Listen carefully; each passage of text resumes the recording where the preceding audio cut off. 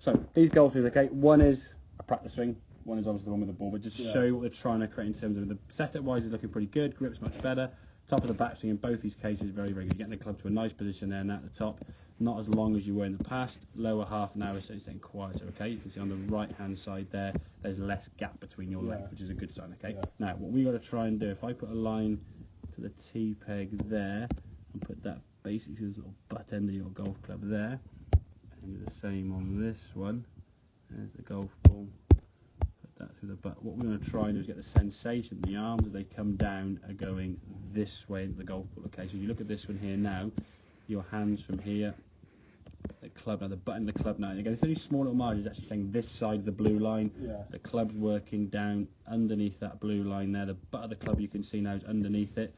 Club's coming down nice and close into your body, and the club can work from the inside, sort of on this sort of gentle arc that we see into square to in. It's not in to out, it's working as a circle around your body, and the club we can see now works nicely high up on that left shoulder. Whereas this one now, the first with the club now starts working, it gets about there, to the button of the golf club now sort of sticking this side of the and we are literally talking an inch there, an inch there. It's that sort of small little margins, but then at the bottom an inch too far that way, as you'll see in this case, as the club comes back outside there, is hitting the heel of the club and the ball shoots low left, okay? And when you finish this swing now, how sort of tucked up it all looks, club trying to find some space, and then you sort of try and complete the swing a bit awkward afterwards, really. So if we can get that sensation from the top, like I say, so when you swing the club back now, it's a much better position. You're setting the golf club nicely with a nice stable base.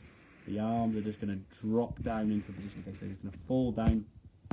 Hands are going to work into the body as the club sort of works back in front. And again, try and visualise, maybe again, if you've got an old tennis racket or something, you can do that. Try and get the sensation of what's that club face feeling like as we're coming back in the hitting area, okay? You need that club face to be squaring up naturally as it works from here back in front. If we sort of pull it this way to try and hit it with power, and that left arm starts locking, as we say all the time, and you come through like this, your thumb's in that kind of in the club's now left wide open, way to the right, and just weaker. Okay, that motion there is like a snap behind the elbow. It will feel quite handsy probably at this initial stage, but you're not using your hands too much or incorrectly. You're just using your hands efficiently. You see, and you're actually using that. It's not a roll of the forearms. It's basically an unhinging of the swing. So you hinge your wrist up.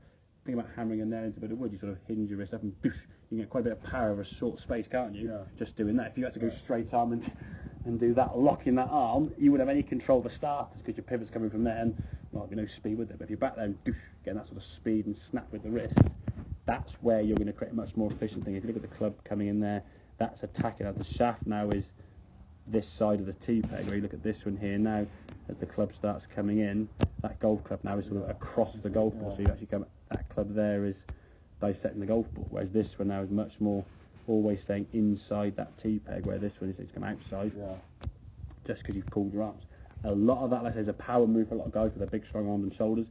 The other ones, people say keep your left arm straight, so you lock your left arm foot and try and pull it across. This arm's got to just fold and release up. And then you watch anyone playing a tennis shot, a backhand shot in tennis, their arm would fold here and you just sort of swing through and you finish. You wouldn't never see someone go and do that, would they?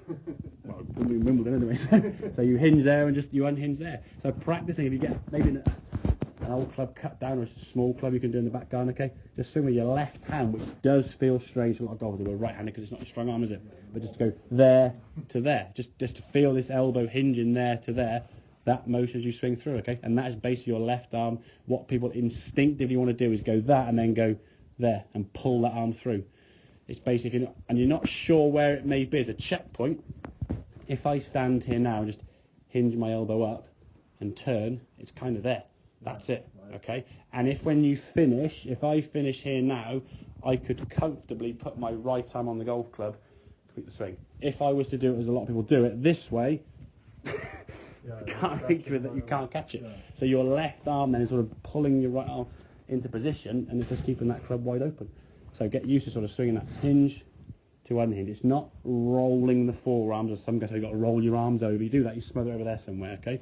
It's a hinge to unhinge. Basically, it's that motion there with a turn of the body combined with it, okay?